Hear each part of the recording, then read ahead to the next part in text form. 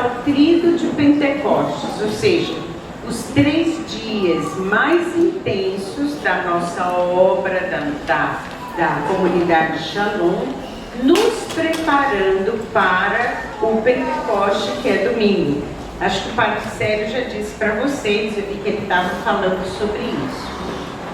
Na igreja existem 3 festas, existem muitas festas importantes, mas vamos dizer, 4 festas são as mais que nós deveríamos celebrar mais, né? A Páscoa, que é a principal, depois Pentecostes, que a gente infelizmente não está mais celebrando como deveria, não é?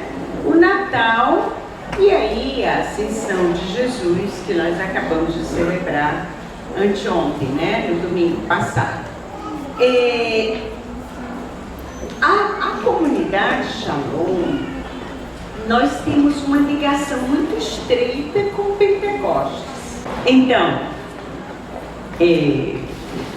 nós somos fruto daquilo que a igreja chama um novo Pentecostes. Nós sabemos que nos anos 70, né, depois do Concílio Vaticano, que foi 64, acabou em 64, quando o Papa João 23 abriu as portas, as janelas da sala, mandou abrir todas as janelas das salas de Castel Gandolfo, que era o lugar onde o Papa passa o verão. Até hoje o Papa passa o verão lá, todo Papa passa o verão lá. E eu tive a oportunidade de ver essas janelas. Elas não são janelinhas como as nossas, são janelas enormes, elas podem ser chamadas de portas, né? E ele mandou abrir todas essas janelas, todas essas portas, para que o Espírito Santo entrasse como um vento e criasse uma coisa nova na igreja. Então ele disse que iria, naquele dia, então ele disse que iria promulgar, né, proclamar um concílio ecumênico, ou seja, um concílio de todas os continentes, de todas as nações, todos os bispos do mundo inteiro. Isso foi uma coisa inesperada para a igreja, porque a igreja tinha colocado o Papa João 23 como um Papa já velho, um camponês, um Papa de transição. Era só assim, enquanto a humanidade, vamos dizer assim, se acostumava com a morte de Pio XII, então teria aquele Papa ali de transição, para passar alguns aninhos, não fazer muita coisa difícil, diferente, morrer e poder então eleger um outro Papa. Só que esse Papa de transição, esse camponês, foi aquele que transformou a igreja naquilo que nós conhecemos da igreja hoje. Não é? O Papa virado para o povo, a missa celebrada na língua do país, a Bíblia traduzida para a língua das pessoas, só tinha Bíblia em latim. Né? Até os meus 13 anos não existia Bíblia em português. Né? Eu acho que quem é 60 aqui, de 60 anos ou mais, também passou isso. Não tinha Bíblia em português até meus 13 anos. Nós íamos de véu para a igreja, íamos de saia, de manga bem aqui, não podia uma série de coisas, não é? O Papa celebrava em latim de costas, a comunhão era dada de joelho, na boca, com aquela, uma espécie de genuflexório bem grande, onde a gente se ajoelhava, mas sobretudo, a igreja era distante da realidade do povo. A igreja era assim, vista como aquela responsável para fazer um ritual, o rito da missa, como se chamava, né? Não era hoje como hoje a gente tem os nossos cânticos, a nossa alegria, o nosso banquete. Bater palma, acho que se eu batesse palma na igreja, o padre chamava a polícia. né? Não se fazia. Dançar, pelo menos se mover assim na igreja, levantar a mão, era uma coisa que não se admitia, né? Então, graças a Deus, com João 23, a igreja abriu as portas para que o Espírito Santo agisse no meio dos leigos. E o Espírito Santo logo respondeu que o Vaticano II foi o concílio que declarou nos seus documentos a coisa mais importante para nós que somos comunidades novas.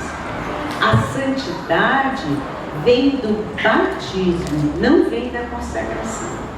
Até o Vaticano II, o povo pensava, né, que só era santo quem era padre e era freira. E, no máximo, quem era virgem consagrada. Então, quem não era padre, quem não era freira, quem não era virgem consagrado, estava fora, não tinha chance de ser santo. Um casal ser santo só precisava ser martirizado, uma coisa assim muito excepcional. Uma mulher casada, um homem casado ser santo, uma mãe precisava sim, né, fazer o milagre de mandar uma montanha se atirar no mar e ela se atirar. Então, nós que vivemos a igreja hoje, e vocês que têm menos de 60 anos, que não viveram a igreja antes do Vaticano, vocês não fazem ideia da grande mudança que o Vaticano trouxe.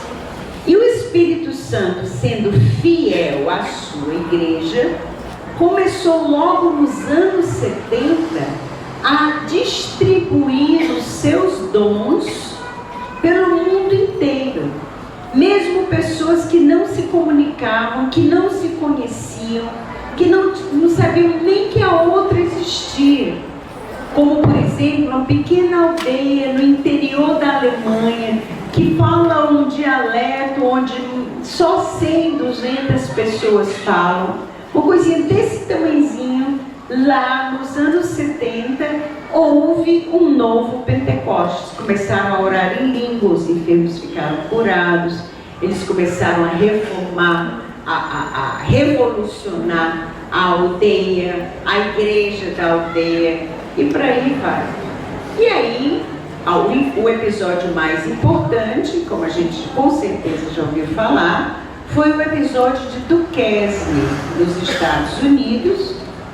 Quem aqui já esteve no encontro com a Patty Mansfield, que veio a Fortaleza? Ok, pouquíssima gente, então vocês talvez nem saibam dessa história. Vocês conhecem essa história que eu estou contando? Lá lá.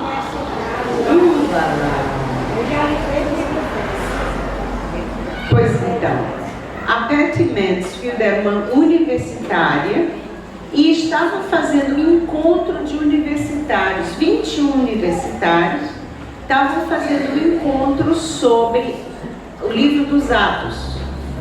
O professor de teologia tinha pedido a eles que eles passassem um mês rezando com o livro dos Atos dos Apóstolos para se prepararem para esse retiro. Num determinado momento, nas palestras, um retiro como a gente conhece, palestra, oração, etc. Num determinado momento, foi-se comemorar o aniversário de uma das meninas que estavam fazendo o retiro. E a Patty se lembrou que tinha deixado no andar de cima alguma coisa do aniversário. Não sei se foi a vela do bolo, não me lembro, né? Eu achava que eu não ia contar essa história hoje, então não me lembro dos detalhes. Quando ela chegou na capela, que estava vazia, quando ela chegou na capela, aonde ela tinha deixado a vela, digamos, ela sentiu uma presença extraordinária de Deus. Uma presença extraordinária do amor de Deus.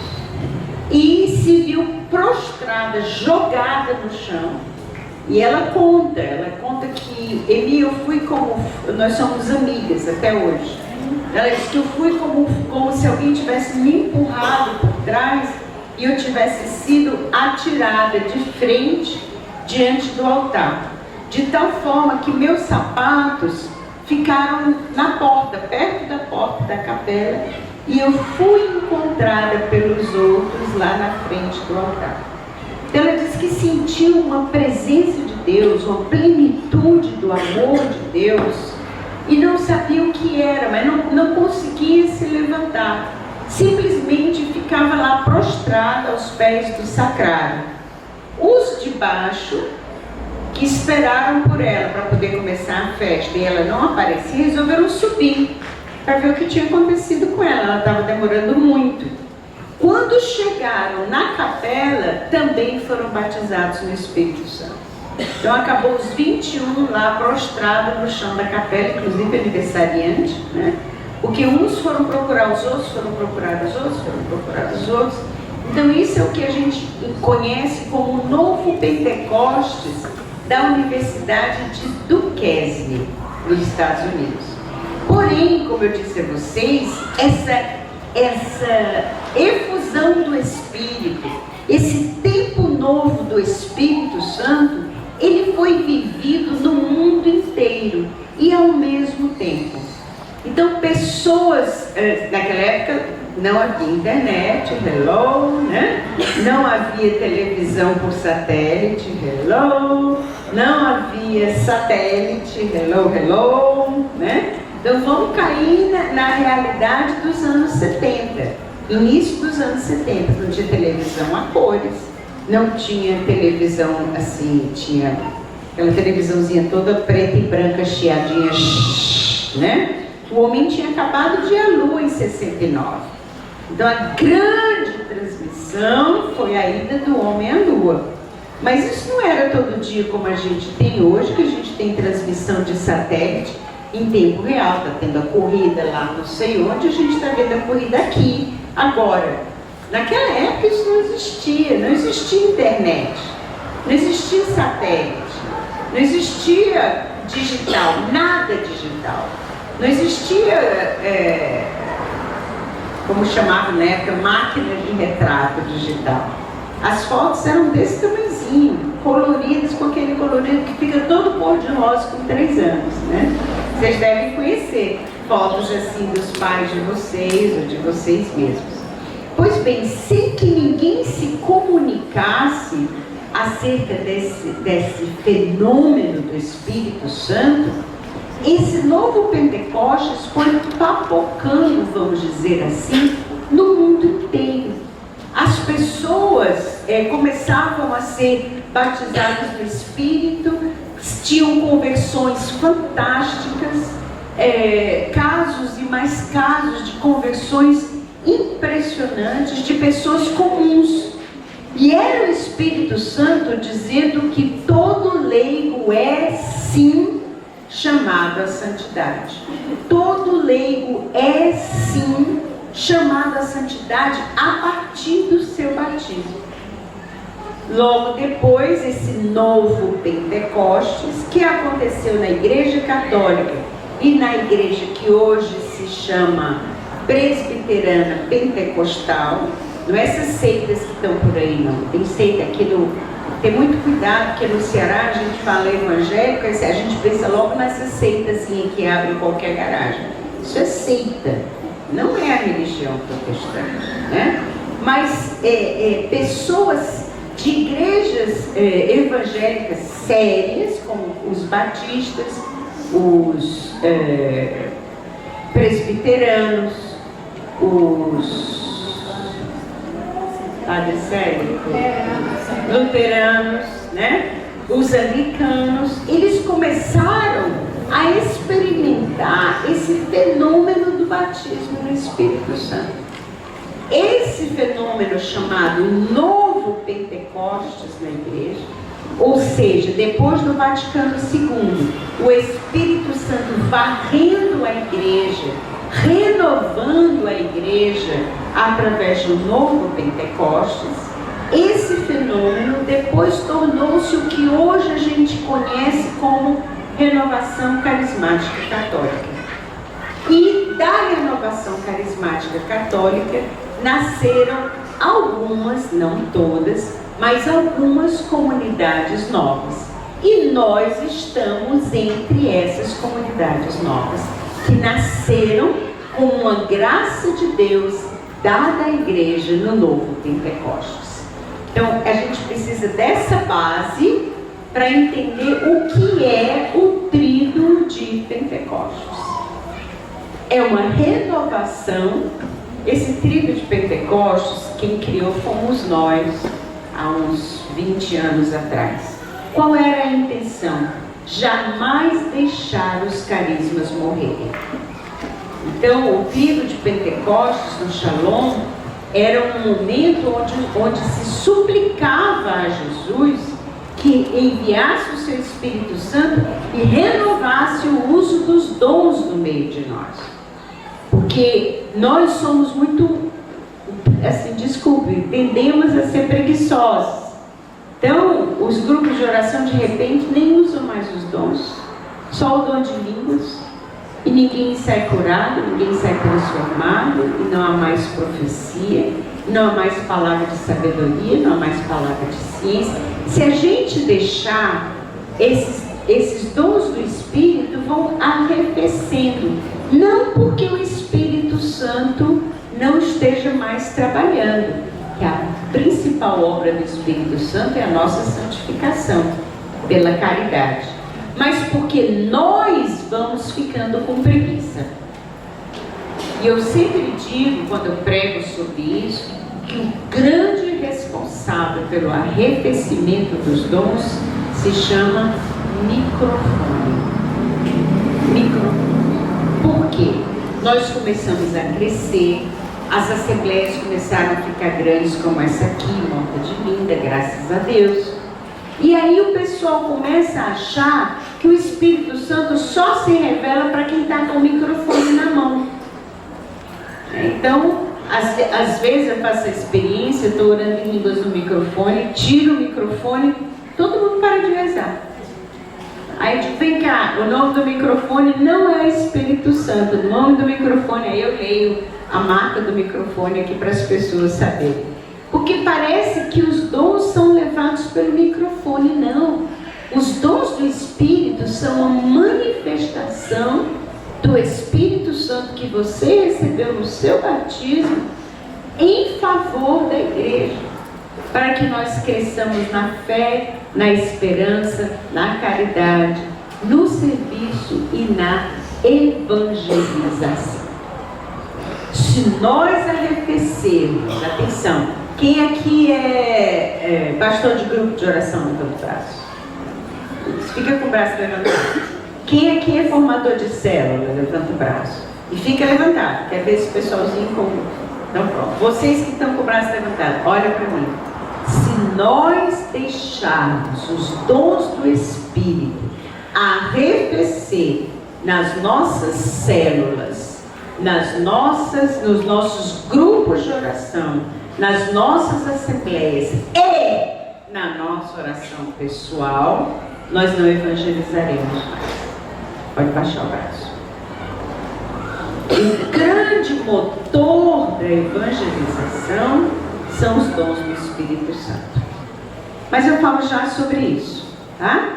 E dentre os 3 nomes de Nossa Senhora, que a vocação Shalom, que a nossa espiritualidade adota, está a esposa do Espírito. Então, Nossa Senhora para nós é a Rainha da Paz, a porta do céu e a esposa do Espírito. Rainha da Paz é aquela que nos ajuda na evangelização, no sentido de que é ela que traz para nós a paz. Para o Shalom, para a comunidade Shalom, a paz é implantada através da evangelização. É a nossa maneira, a maneira que Deus nos confiou de implantar a paz. Nós não somos uma comunidade que nasceu em Medjugorje. Pelo contrário, nós fomos visitar Medjugorje em 89. Né? Nós não somos...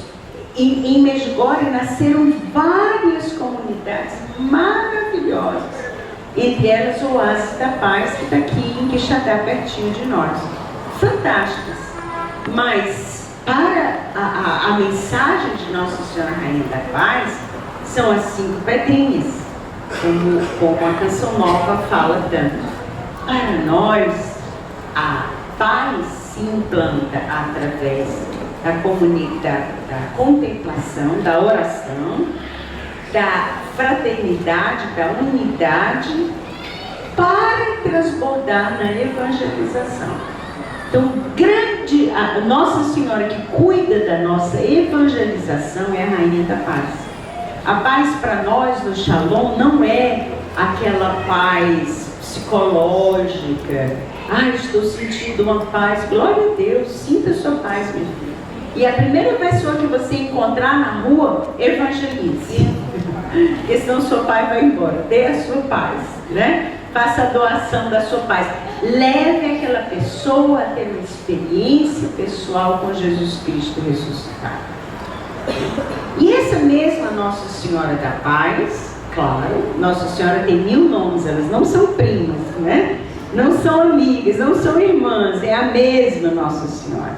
Mas para essa evangelização acontecer, a esposa do Espírito que nos leva à unidade, que nós vamos celebrar, né, logo depois de Pentecostes, na festa da Santíssima Trindade, é essa esposa do Espírito que nos leva à unidade, ela nos leva também ao uso dos carismas do Espírito Santo. Então, o grande motor do tríduo de Pentecostes no Shalom é uma renovação na vida no Espírito, no sentido de santidade, e uma renovação no uso dos dons do Espírito Santo. Não é só o Padre Antônio Furtado, Moisés, Aini, o pessoalzinho do palco que tem os dons do Espírito Santo. Você é responsável para usar os dons do Espírito Santo.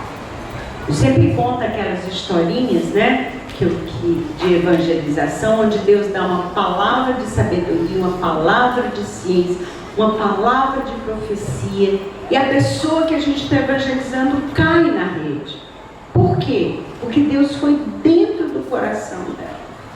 Nós nunca podemos evangelizar dizendo: olha, meu nome é Emi Nogueira, eu sou católica, Jesus te ama e eu também. Nunca vou me evangelizar desse jeito, porque eu vomito. Não é assim a evangelização do Shalom.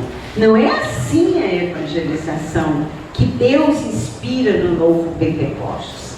A evangelização do novo Pentecostes, a evangelização que surgiu a partir da festa de Pentecostes, é a evangelização com os carismas do Espírito Santo. Mas o que Nossa Senhora tem a ver com isso? O que tem Nossa Senhora a ver com esse tríduo de Pentecostes? Tá? Meus queridos, Nossa Senhora, em primeiro lugar, atenção, em primeiríssimo lugar, graças a Deus vocês são da paróquia de Fátima, vocês sabem disso melhor do que eu. Nossa Senhora não é. O que eu estou dizendo? O que foi que eu disse? Nossa Senhora o quê? Não é uma mulher comum. Não venham com essa história que surgiu da ideologia materialista, de que Maria é uma mulher comum como nós. É mesmo. Quem aqui é a mãe de Deus? Levanta o braço. Não é como nós? Então você também é mãe de Deus. Quem aqui foi concebido sem pecado original? Levanta o braço. Ninguém. Quem aqui é mãe da igreja e recebeu a igreja inteira? Ninguém. Quem aqui é virgem e mãe? Levanta o braço, rápido. Levanta o braço aí, quem é virgem e mãe? Ninguém. Nossa Senhora não é uma mulher comum. Nós não podemos, olha gente, a ideologia feminista quer colocar Nossa Senhora, a ideologia feminista e a ideologia, algumas ideologias materialistas, querem colocar Nossa Senhora como uma mulher igual a nós. E se diz muito, se repete, e a gente acha bonito e repete. Maria é uma mulher comum. Se você acha que é uma criatura que é concebida sem pecado original, mãe de nosso Senhor Jesus Cristo, mãe da igreja, virgem e mãe, é uma mulher comum, então a palavra comum para você tem outro significado.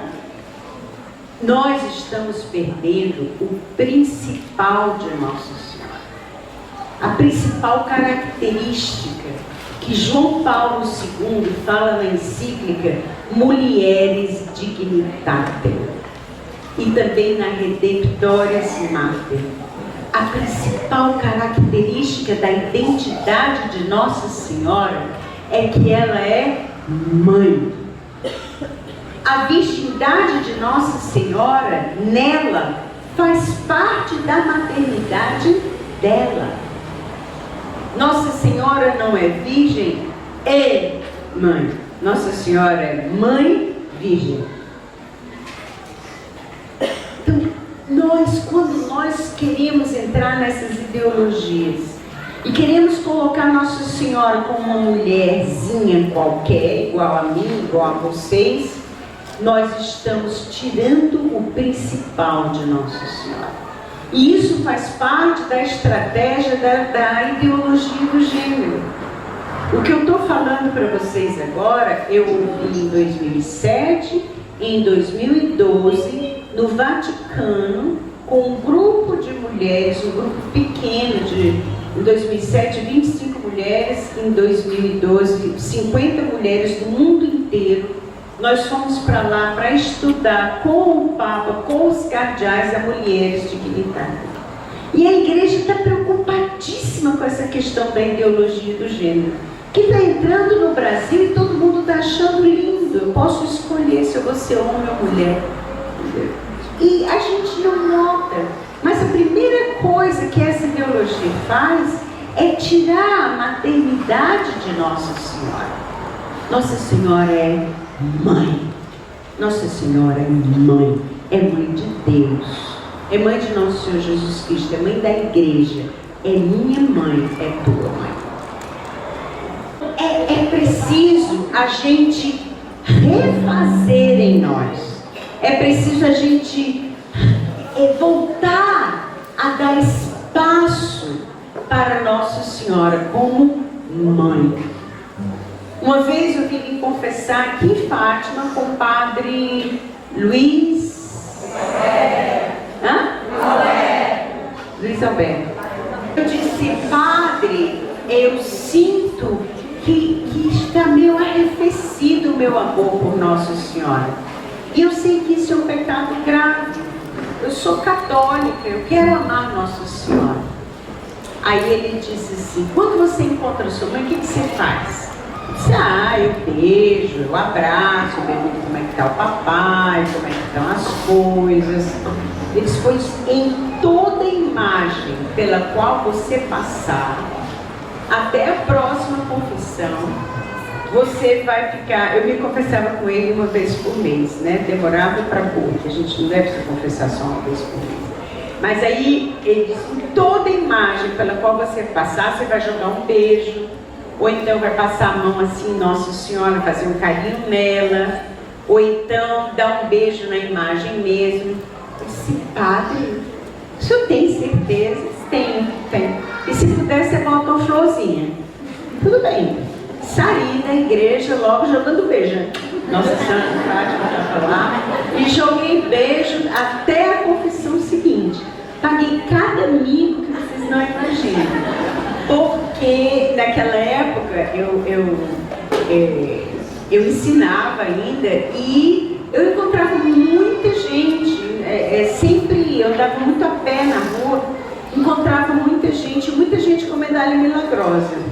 E eu tinha um problema enorme. Naquela época, as pessoas que eram da renovação usavam medalha milagrosa grandona assim no pescoço, né? Imagine a minha situação. Tinha gente que pensava que eu estava mandando beijo para ela, que eu tinha problemas de sexualidade. Vinha a senhora lá com a medalha e eu... o padre mandou, era a minha dependência. Gente, funcionou. Isso me ensinou que nós temos que sempre renovar o amor por Maria, nossa mãe. Maria, minha mãe. Queridos, quem primeiro falou, olha o que eu vou dizer para vocês. Quem primeiro falou de Nossa Senhora como mãe foi Deus. Primeira vez que Deus fala na Bíblia sobre Nossa Senhora, Ele já fala como mãe. Gênesis 3. O que aconteceu em Gênesis 3? Qual é a narrativa do estudo bíblico? Estudo bíblico. Qual é a narrativa do pecado original? A queda do homem. Quando o homem cai, que Deus vai procurá-lo no paraíso e não o encontra, Deus pergunta: Adão, homem, onde estás? E Adão estava escondido, porque ele e Eva haviam percebido que estavam nus. Deus então faz para eles uma roupinha lá do jeito que consegue, e Adão culpa Eva, Eva culpa a serpente. Vocês chegam em casa e vocês releem esse trecho, tá? E Deus diz para a serpente: porque tu fizeste isso, tu te arrastarás sobre o pó todos os dias da tua vida. Número 1. Número 2. Porém inimizade entre ti e a mulher, entre a tua descendência e a dela. Quem é que tem descendente? Só mãe. Mãe tem, não, todo mundo não. Mãe tem descendente. As pessoas que nasceram do ventre dela são seus descendentes. Então, a primeira vez que Deus falou sobre Nossa Senhora, nós estávamos na pior situação que a humanidade já esteve em toda a sua existência. A primeira vez que Deus falou prometendo a nossa mãe, nós estávamos perdidos. Íamos todos para o inferno. Estávamos todos fadados à morte, à destruição. Porque a gente sabe que o resultado do pecado é a destruição. O universo que Deus havia criado estava fadado à destruição. Não havia chance. Nós íamos desaparecer da face da terra. Mas Deus promete uma mãe com sua descendência, que é Jesus Cristo, que somos todos nós, igreja. Outra ocasião onde Deus prometeu uma mãe foi lá quando Israel estava numa situação terrível, uma situação política terrível, uma situação econômica terrível. E isso pode nos lembrar o que nós estamos passando agora no Brasil, né? Uma situação política e econômica terrível, a pobreza enorme aumentando, guerra para lá, guerra para cá. E o rei Ezequias estava doente, estava à morte. O profeta Isaías disse para o rei: pede a Deus um sinal. E o Ezequias, cheio de orgulho, disse: não, esse negócio de sinal é para criança, para beato. Eu não vou pedir a Deus um sinal. E o Isaías disse, você pode até não pedir, mas Deus vai te dar um sinal de esperança. Um sinal de que o povo de Israel tem jeito. Um sinal de que essa guerra, essa fome, essa escassez vai acabar. E qual foi o sinal? Uma virgem conceberá. Isaías 7. Uma virgem conceberá e dará à luz ao Emanuel, que é o Deus conosco. Lê também quando chegar em casa Isaías 7. Gênesis 3, Isaías 7.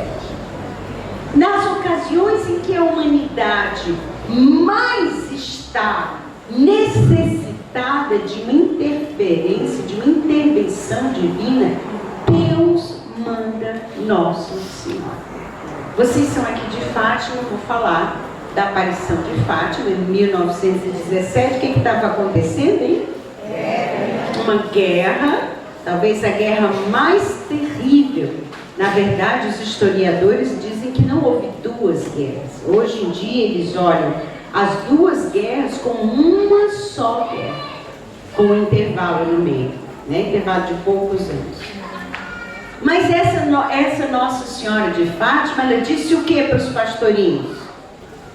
Rezem o que? O ofício? Rezem o rosário.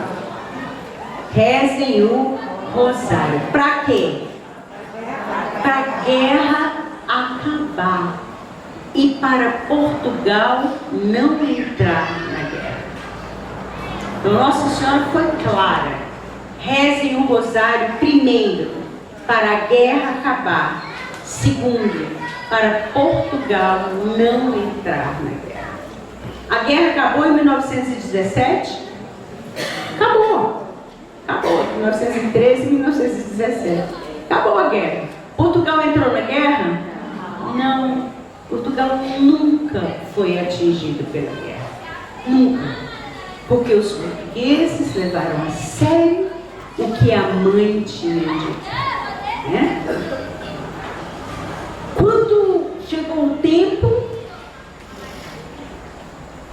a primeira coisa que o Evangelho de Lucas nos conta é que o anjo foi anunciar a Nossa Senhora que ela ia ser deputada, que ela ia ser mãe, e mãe de Jesus.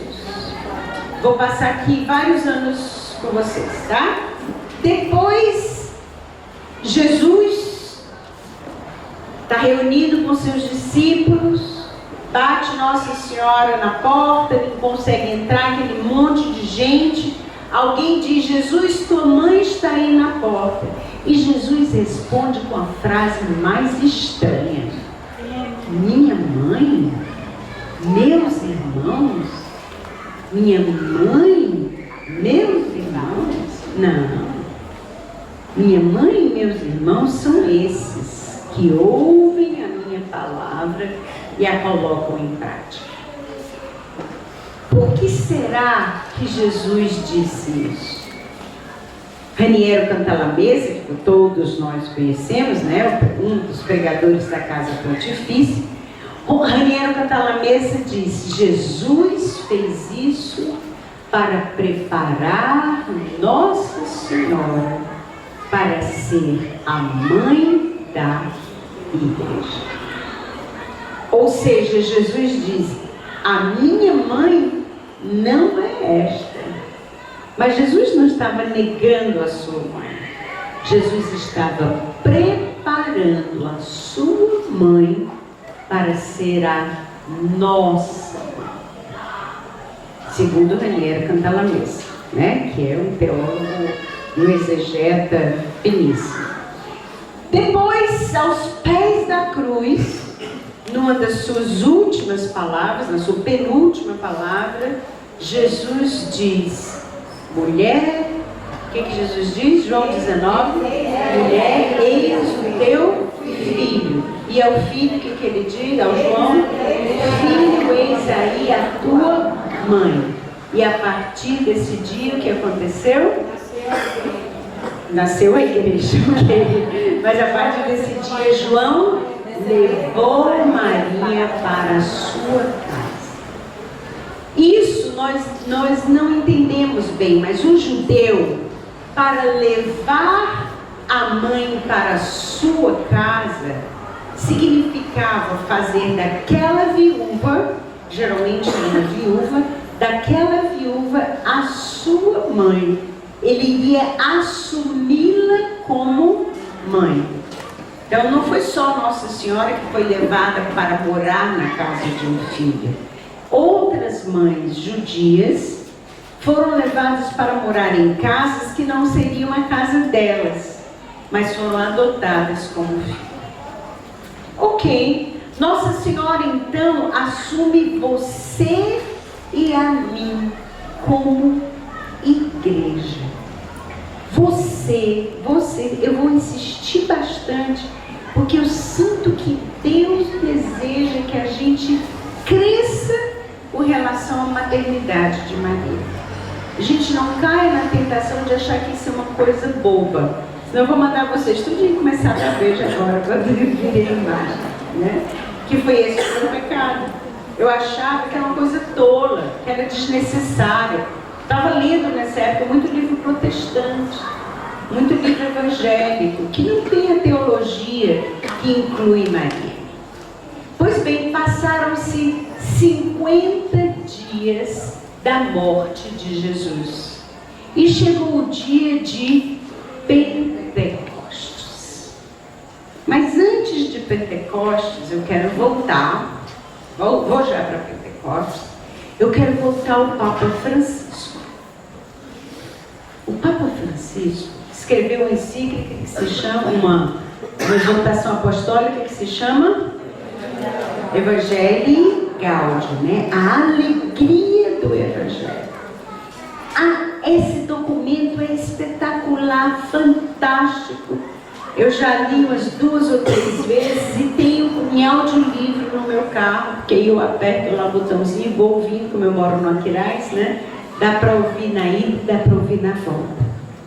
E aí, na minha opinião boba, a frase mais linda desse documento é: Maria é aquela que foi capaz.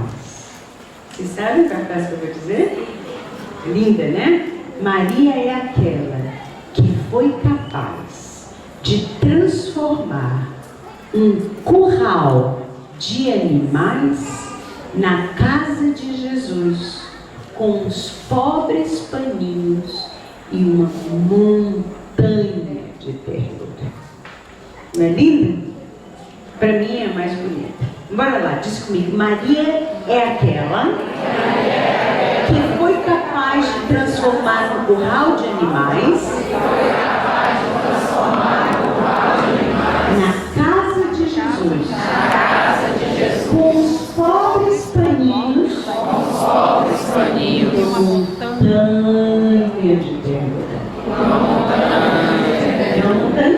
Uma montanha de ternura. Diz aí. Uma montanha de ternura. O Papa nos apresenta Nossa Senhora como o modelo da evangelização. O Papa, quando ele diz que Nossa Senhora transformou um curral de animais na casa de Jesus, com os pobres paninhos, uma montanha de ternura, logo depois ele fala assim, ó, deixa eu falar para você, que a nova evangelização que surgiu do novo Pentecostes, a nova evangelização que foi pedida por Paulo VI, por João 23, por Paulo VI, por João Paulo I, por João Paulo II e pelo Papa Francisco, a nova evangelização que é a missão do Shalom. Olha aqui para mim, é importante. A nova evangelização que é a missão do Shalom, atenção, deve ser feita aos moldes de Maria. Vou repetir. o Papa, que disse que Nossa Senhora transformou um curral de animal na casa de Jesus, com alguns paninhos e a montanha de ternura. Ele diz também que a nova evangelização é uma evangelização para ser feita aos moldes de Maria, ou seja, com alguns paninhos e uma montanha de ternura. Por isso, a nova evangelização, agora vamos para Pentecostes, ela se liga tanto a Nossa Senhora, esposa do Espírito Santo, em Pentecostes. Essa montanha de ternura de Nossa Senhora não vem só do seu coração materno, vem do Espírito Santo. Meus queridos, nós temos duas opções. Nós podemos evangelizar com blá blá blá, que ao meu ver não tem eficácia quase nenhuma, né?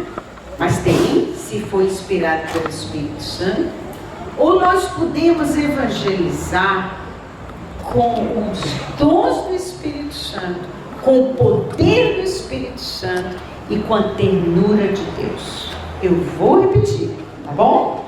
Posso repetir? Tá. Então, nós podemos evangelizar com blá blá blá e não vamos ter.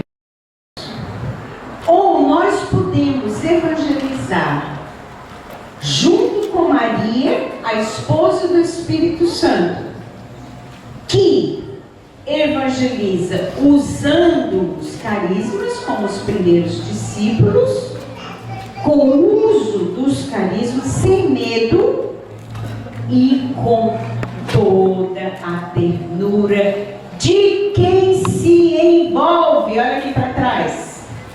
A ternura de quem se envolve. Vou repetir. A ternura de quem se envolve. Em outras palavras, não vai dar para chegar aí no fim. Eu tenho que voltar para o Paulo, senão vocês param de olhar para mim. E eu sou aquela que ama ser olhada.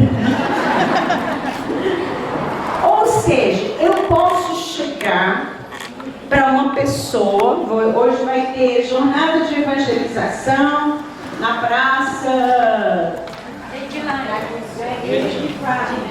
Argentina? Na praça Argentina. Aí eu vejo lá um rapaz careca, e aí eu digo assim, vem cá,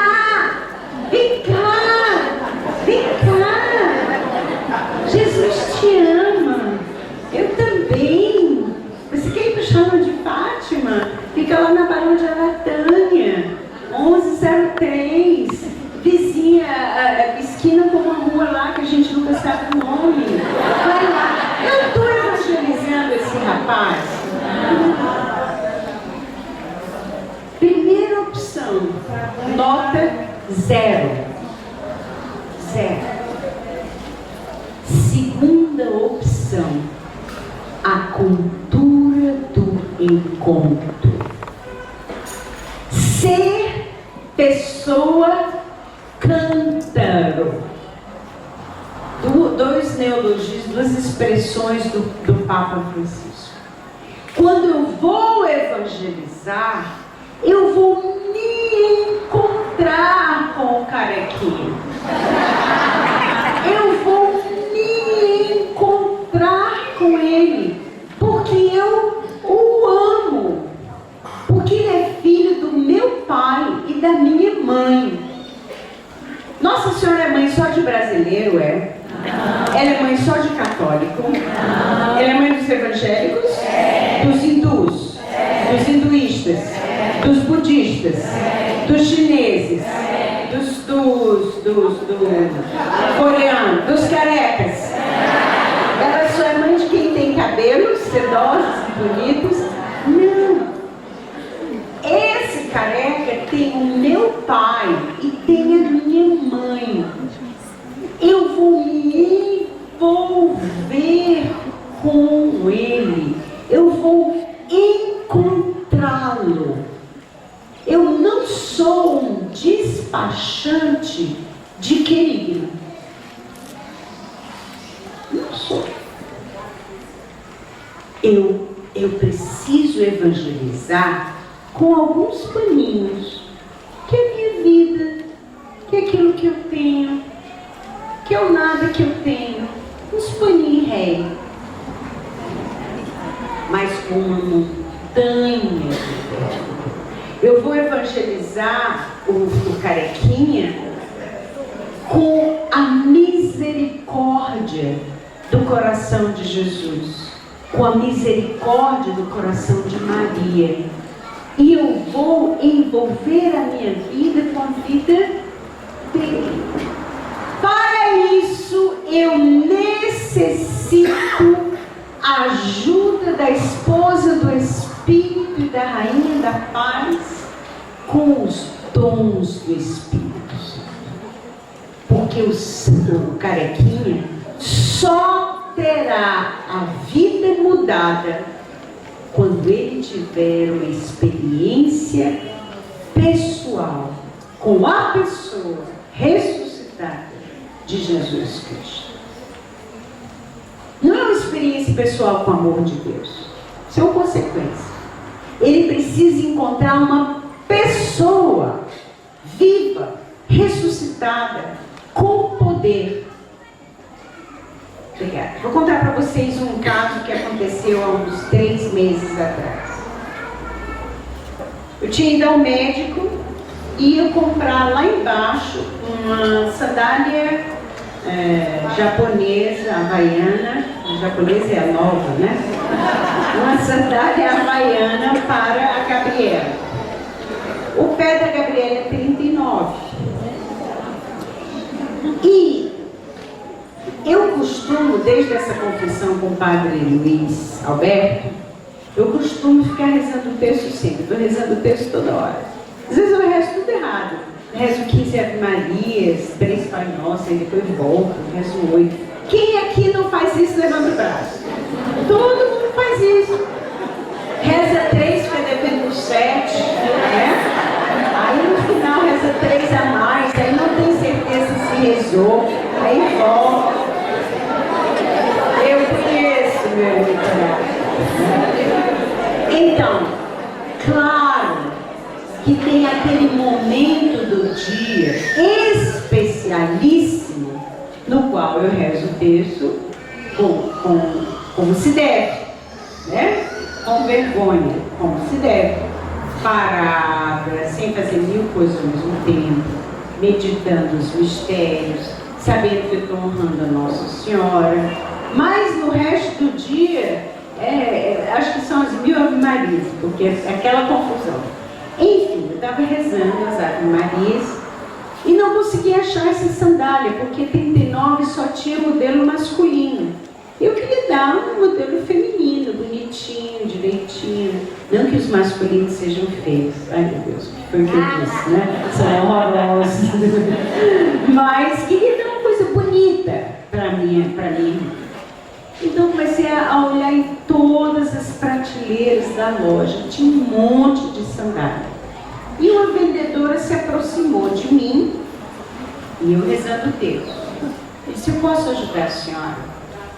Eu vi que o rosto dela não estava muito legal. Eu disse: está tudo bem? Ela encheu os olhos dela e disse: tá. Ou seja, mentiu, né? Mas o que eu podia fazer? Finalmente ela me ajudou e nós compramos essa sandália. Paguei e tal, esse dia eu estava a fim de pagar, né? Quando eu saí da loja, assim, uns 15 passos, ela disse: senhora! Eu disse: ai meu Deus, será que eu esqueci de pagar? Aí ela disse: desculpe eu abordar a senhora, mas o que é que a senhora tem? Eu acho que eu disse: alguns paninhos, uma montanha de verdura. O que é que a senhora tem? Aí eu falei para ela, eu estava rezando o terço. Então, quem conversou, quem trouxe a paz... Não, ela disse: o que a senhora tem? Aí eu disse: porque a Senhor me passou uma paz, uma energia. Ai meu Deus, eu tenho que aguentar essa, tudo bem. Uma energia. Aí eu disse, olha, não é energia, não fui eu que te passei, mas é a presença de Nossa Senhora. E eu vi que ela olhava para a loja, ela tinha que voltar. Ela tinha ido lá só para me dizer algumas poucas coisas, né? Aí ela disse, a senhora não imagina o que eu estava pensando em fazer, né? Aí eu não posso contar muitos detalhes, cada vez eu modifico um pouco, porque foi aqui em Fortaleza, então a pessoa pode estar sentada aí, né? Então, ela contou lá, e eu vi que, como ela olhava muito para a loja, eu disse, você tem que voltar, sempre tem que voltar, eu só pedi só para falar para a senhora. Aí eu disse, eu tenho exatamente 30 segundos para passar o querigma para essa mulher. Podia ser que eu nunca mais a visse, podia ser que ela voltasse a fazer o que ela estava pensando em fazer. Aí eu disse, olha, Nossa Senhora é louca por você. Nossa Senhora é a Mãe de Deus e Jesus Cristo, e disse todos os passos do filho. Jesus Cristo se encarnou, ama você, deu a vida por você, ressuscitou por você, quer fazer você santa, quer fazer você feliz. E vai para o Shalom na terça-feira às 19 horas e eu estou te esperando lá. Pronto. Foi só blá blá blá. Mas eu tinha que me envolver com essa menina. O que eu fiz para me envolver? Está aqui a menina, tá? Se tivesse, acuso logo. O que eu passei a fazer? Toda vida que eu vou naquele prédio, e eu estava fazendo um tratamento, ainda estou, eu vou uma vez por semana, todas as vezes eu invento uma coisa para passar na frente da loja dela. Aí quando eu passo,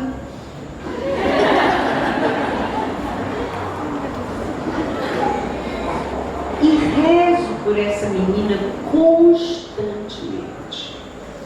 Uma vez eu tomei coragem e chamei. Ela saiu da loja, a loja estava vazia. Eu disse, como é que você está? Por que você não foi no Shalom? Como é que a senhora sabe que eu não fui?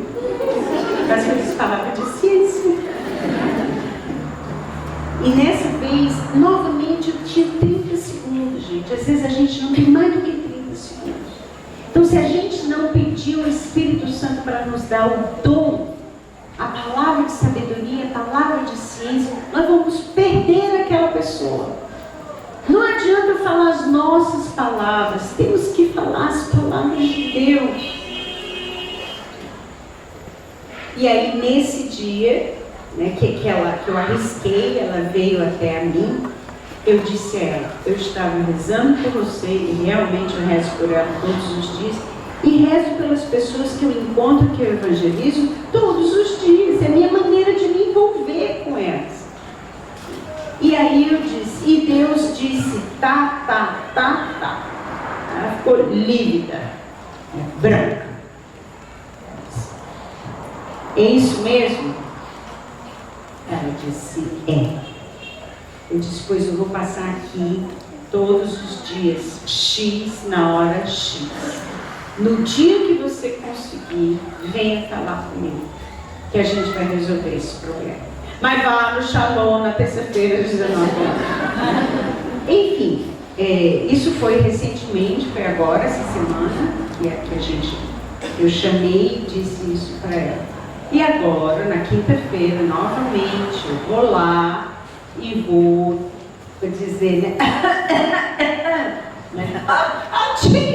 Na frente da loja para ela me olhar e eu ver se eu consigo alcançar. Meus queridos, uma evangelização com alguns paninhos ou um plano de ternura é uma evangelização que se envolve com a vida dos outros. Não é uma evangelização que eu vou para a praça, para a jornada de evangelização e nunca mais quero saber. Não é assim. Não é assim. Por isso é tão importante quando a gente evangeliza levar um papelzinho na mão com o endereço do Shalom, com o teu telefone, se tu quiser ficar doido, mas tem gente que tem vocação para isso. Leva o teu telefone, dá uma dica, combina um encontro.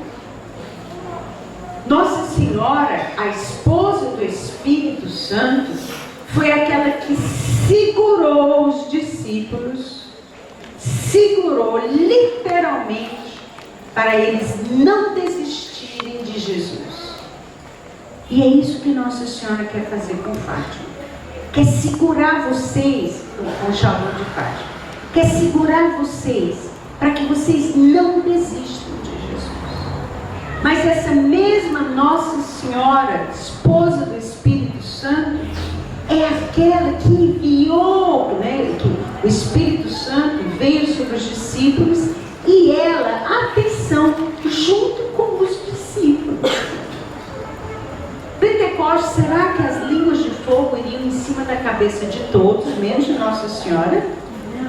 Será que o Espírito dizia, não, sai Maria, eu vou só aqui no Pedro, no João, como é o nome do no Tiago, não, você não Maria, já tem Espírito Santo demais. Será que o Espírito Santo fez isso? Ou será que Nossa Senhora também não orou em línguas? Também não profetizou? Também não teve palavra de sabedoria? Ela é a sede da sabedoria? Às vezes a gente tira Nossa Senhora do contexto dos Atos dos Apóstolos, mas ela evangelizou. Ela estava lá na primeira comunidade cristã que partia o pão com alegria, que tinha todos os bens em comum, que partilhava a palavra, que partilhava tudo da vida. Nossa Senhora comungou. Se Nossa Senhora cumpriu os rituais do Antigo Testamento, indo no templo apresentar o menino Jesus e ser purificado sem precisar de purificação, como ela não teria participado das primeiras Eucaristias? Já se tocaram sobre isso? Pois Nossa Senhora, esposa do Espírito Santo, é aquela que é o modelo desse documento de do Francisco. Sair para evangelizar, sair do individualismo, dar a cara a tapa, primeirear. Nossa Senhora é mestre em primeirear.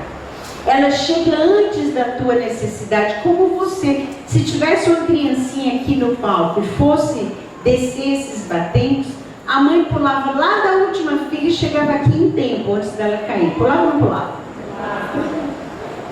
Porque a mãe primeireia. O menino está subindo para se despencar do teto, a mãe vai antes. Nem que ela diga, desce daí, menino. Mas ela vai antes. Então, primeirear, sair, anunciar, encontrar, ser uma pessoa cântara. Não é ser uma pessoa carro-pipa, que leva o carro lá para o deserto, cada um pega uma garrafinha d'água e todo mundo fica muito satisfeito. Não, o Francisco fala em eu ser pessoa cântara, eu me dar.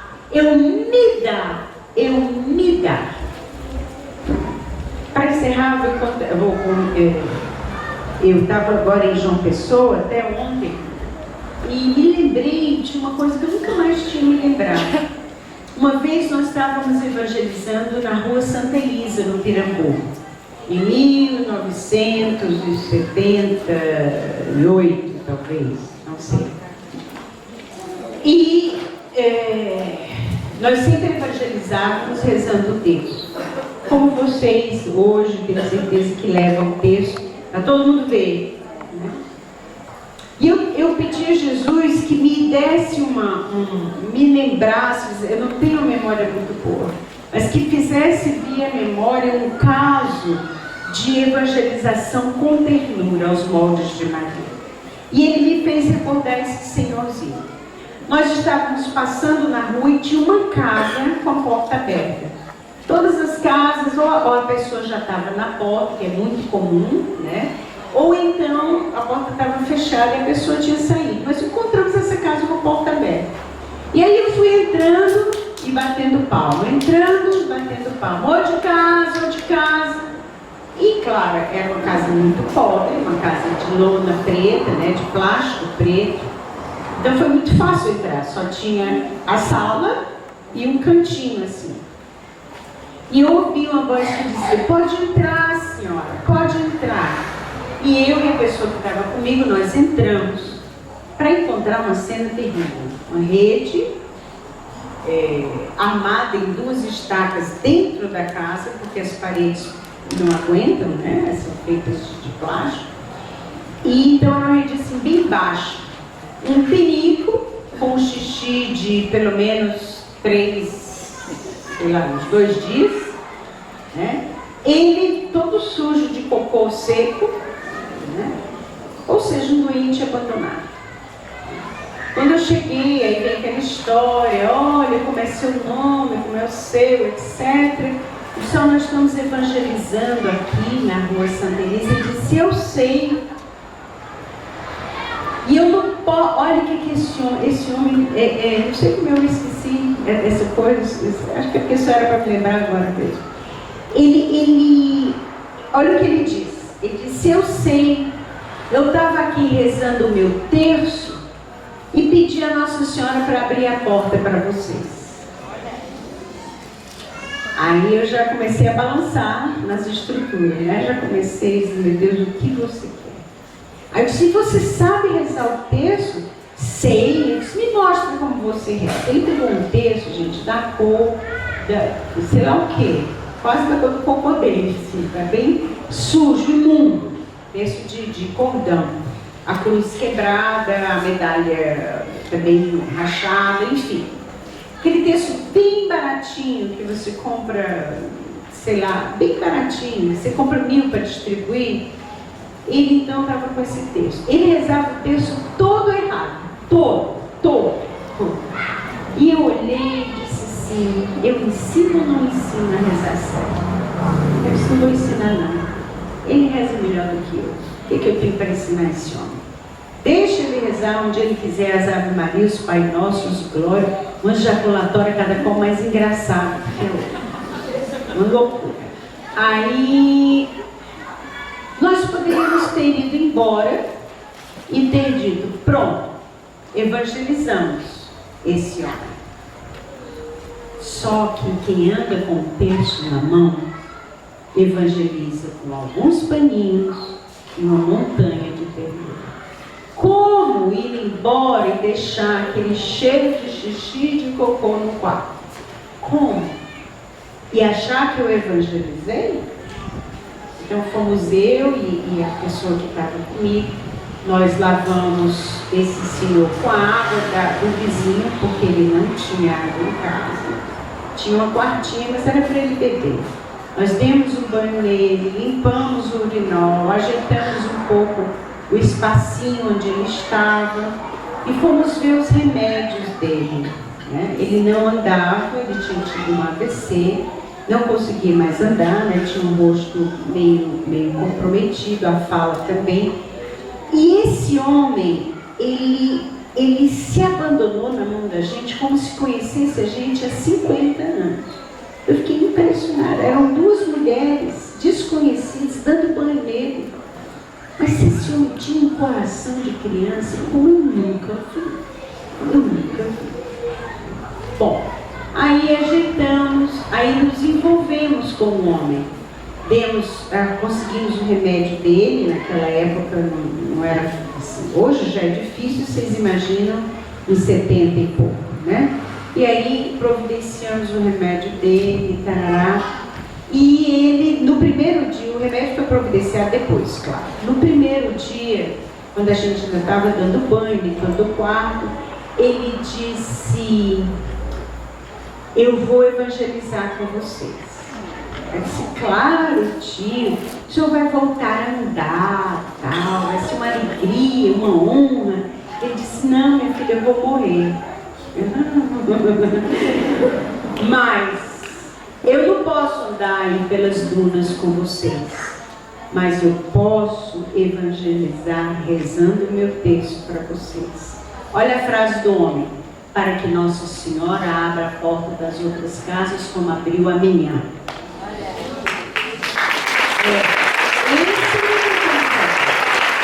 Então vocês entendem, não é aquela evangelização de blá blá blá, mas eu me envolvo. Deus quer que a gente se envolva, que a gente ame, que a gente esteja presente, que a gente não esteja ali só cumprindo um compromisso, porque o meu grupo, a minha célula foram convocados. Eu preciso da montanha da ternura e da misericórdia de Deus e de uns poucos caminhos que eu não devo negar, que eu não posso negar. Ser pessoa canta, ser pessoa. Pedir a Deus a palavra de sabedoria. Vocês já me ouviram contar tantas vezes, né? O pessoal adora a história do homem da couve, que disse que couve era bom para o fígado. Deus mostrou que ele estava com um caroço no fígado, né? Vocês conhecem essa história? Não. Ok, vou contar rapidamente. Todo mundo gosta, é uma besteira, mas todo mundo gosta. Supermercado, 6 horas da manhã, correndo para comprar merenda para os meninos irem para o colégio. Só que nós do Shalom, nós temos compromisso de evangelizar uma pessoa por dia. E quando eu entro no supermercado, eu sempre pergunto a Jesus, quem é Jesus que eu vou evangelizar hoje? Né? E esse dia, bom, 6 horas da manhã, supermercado vazio, vou comprar o lanche dos meninos, vou embora, eu lá quero evangelizar ninguém. Mas aí fiquei com consciência pesada, está bom, Jesus, quem é? Mas seja rápido, porque os meninos precisam estar no colégio. E Jesus disse, seção de verduras, e eu ia para a padaria, do outro lado. Aí eu entrei, fui pela seção de verdura, olhei um homem que estava escolhendo couve. E Jesus, nada de me dizer, Jesus, são 6h15. E finalmente eu disse, o senhor está comprando couve? É óbvio, né? Eu disse, sim, eu estou. Aí nessa hora, quando eu falei a primeira besteira, Jesus disse, eu vou logo dizer alguma coisa antes que ela acabe com a minha evangelização. Aí Jesus disse, nódulo no fígado. Aí eu olhei, o homem tinha uma barriga bem inchada. Aí eu disse assim, o senhor sabe que couve é ótimo para o fígado? Essa se chama palavra de sabedoria mentirosa. Eu não faço a menor ideia de coisa da. Aí ele disse, é mesmo, eu até estou com um nódulo aqui. Aí eu disse, o senhor está com um nódulo aí? Pois deixa eu rezar. Quando a gente diz deixa eu rezar, não fica esperando a resposta da pessoa. Deus já me mostrou que o homem está com nódulo no fígado. Deus já me mostrou que era ele que eu tinha que evangelizar. Para que eu vou ficar ainda gastando tempo com os meninos precisando lá do pão da merenda deles, né? Então, se o senhor deixa eu rezar pelo Senhor, Ave Maria. Já vai com nós. E esse senhor, eu não sei o que é feito dele hoje. Ele ainda andou andando pelo Shalom logo depois disso. Então, pedir a Deus a palavra de sabedoria que vai desarmar a pessoa, que vai dar à pessoa esperança. Pedir a Deus a palavra de ciência que vai desarmar, como desarmou a samaritana, e que vai encher a pessoa de esperança. Deus existe e se incomoda comigo. Deus existe e se importa com isso. Então, revendo, novo Pentecostes, o derramamento do Espírito Santo sobre a igreja como não se via desde a igreja primitiva.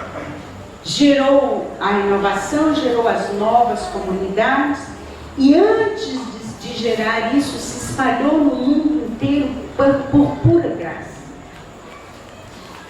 Nossa Senhora, Mãe da nossa fé, Mãe da nossa vida, Mãe de nosso Senhor Jesus Cristo, Mãe de Deus, Mãe de Jesus. E se vocês puderem comprar o livro Mãe da Nossa Fé, comprem, porque eu reli agora esse fim de semana. Eu nunca li aquele livro. Eu escrevi, mas nunca li. Eu li agora pela primeira vez. É muito bom. Tem uns Deus, mas é muito bom. E aí,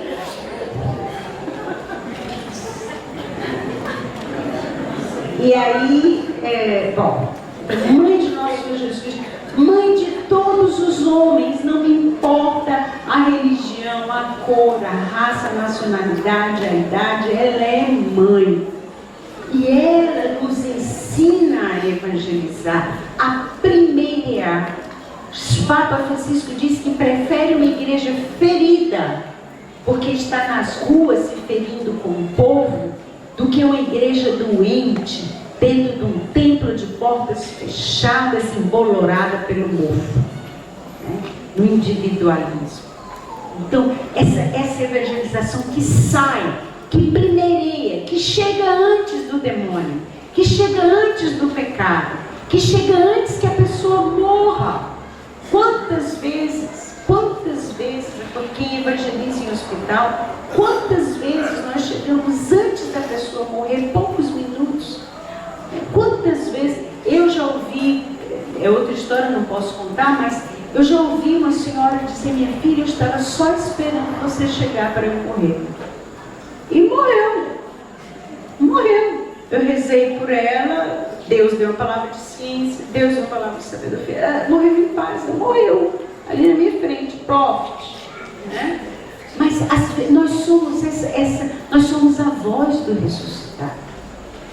Escrito Shalom, nós somos a voz do ressuscitado para o povo de Deus. Papa Francisco nos diz para ser pessoas cândida. Papa Francisco nos diz para nos envolvermos a cultura do encontro. E o Papa Francisco nos diz para nós evangelizarmos aos moldes de Maria. Poucos paninhos, uma montanha de terra. Amém?